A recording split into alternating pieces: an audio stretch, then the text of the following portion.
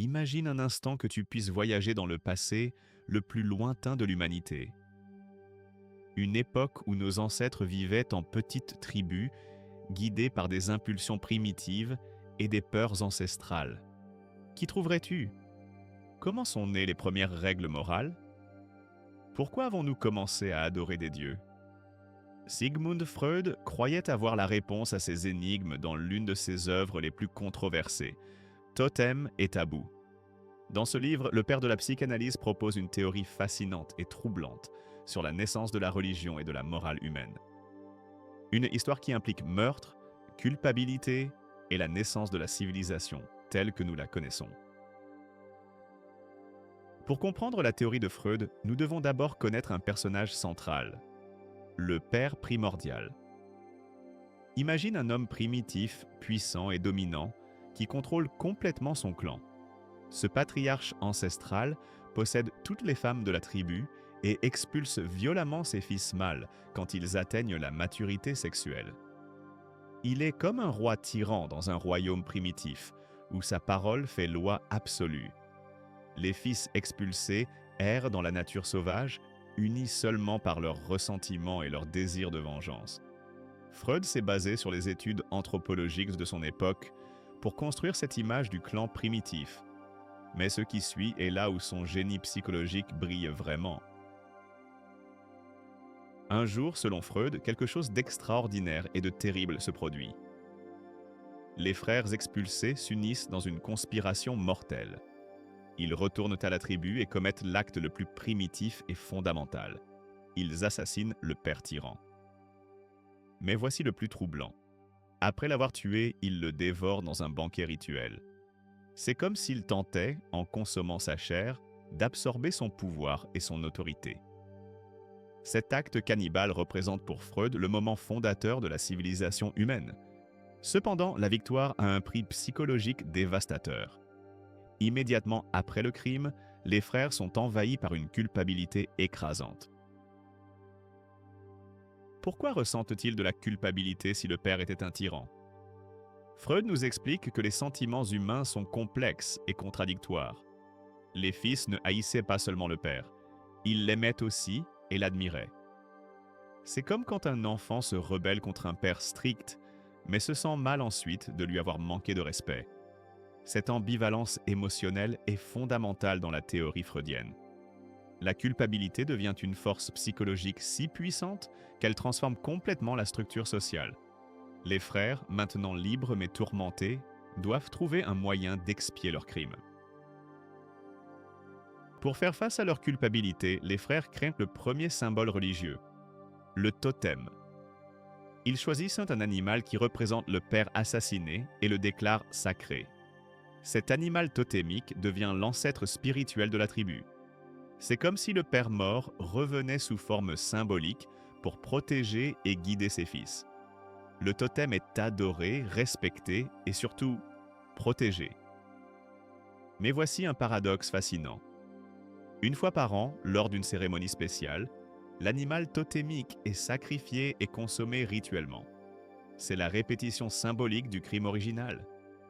Cette pratique permet à la tribu de revivre à la fois le crime et l'expiation de manière contrôlée.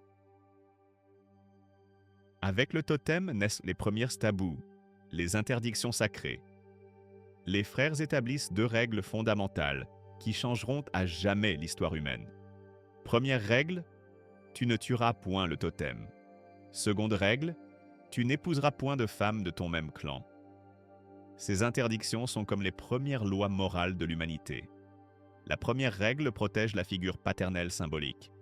La seconde prévient la rivalité sexuelle qui a mené au crime original. Freud voit dans ces tabous primitifs l'origine de tous les codes moraux postérieurs. Ils sont comme les fondations sur lesquelles s'est construite toute l'éthique humaine. Avec le temps, selon Freud, le totem animal évolue vers quelque chose de plus sublime. Les dieux anthropomorphes. L'animal sacré se transforme graduellement en une figure humaine divine. C'est comme si l'image du père assassiné revenait, mais maintenant idéalisée et purifiée. Ce Dieu Père est tout-puissant, omniscient et bienveillant. mais il est aussi strict et exige une obéissance absolue. Les rituels religieux maintiennent la même structure de base: adoration, sacrifice et communion. La messe chrétienne, par exemple, répète symboliquement le banquet totémique original. Les fidèles consomment le corps et le sang du Père divin dans une cérémonie d'union sacrée. Freud relie cette théorie à l'un de ses concepts les plus célèbres, le complexe d'Œdipe. Si dans le développement individuel, chaque enfant doit surmonter sa rivalité avec le père, dans le développement de l'espèce humaine, quelque chose de similaire s'est produit. La différence est que dans le cas collectif, la rivalité a effectivement culminé en meurtre. C'est comme si toute l'humanité portait la culpabilité de ce crime primordial. Cette culpabilité collective se transmet de génération en génération, à travers la culture et la religion. Chaque rituel religieux est une façon de se souvenir et d'expier le péché originel. C'est pourquoi, selon Freud, tous les humains ont une tendance naturelle vers la culpabilité et le besoin de rédemption. Il est important de mentionner que la théorie de Freud dans Totem et Tabou a été largement critiquée. Les anthropologues modernes ont démontré que ces sources étaient limitées et inexactes. Il n'existe aucune preuve historique de ce crime primordial. Cependant, beaucoup considèrent que la valeur de l'œuvre ne réside pas dans sa précision historique, mais dans son pouvoir explicatif symbolique.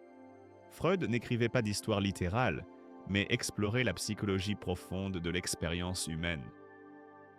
Sa théorie offre une explication fascinante de pourquoi les humains développent des sentiments de culpabilité, un besoin d'autorité et des impulsions religieuses. C'est comme un mythe moderne qui éclaire des aspects obscurs de notre nature. Au-delà de sa véracité historique, Totem et Tabou nous laisse des réflexions profondes sur la condition humaine. Il nous montre comment la culpabilité peut être une force créatrice qui génère culture, morale et religion.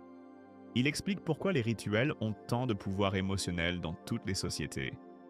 Et il révèle la tension constante entre nos impulsions primitives et nos aspirations civilisées.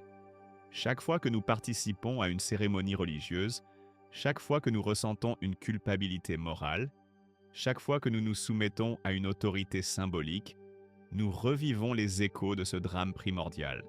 L'œuvre de Freud nous invite à regarder plus profondément dans les origines psychologiques de ce qui nous rend humains. Et bien que ces théories puissent être controversées, sa capacité à provoquer la réflexion sur nous-mêmes demeure intacte.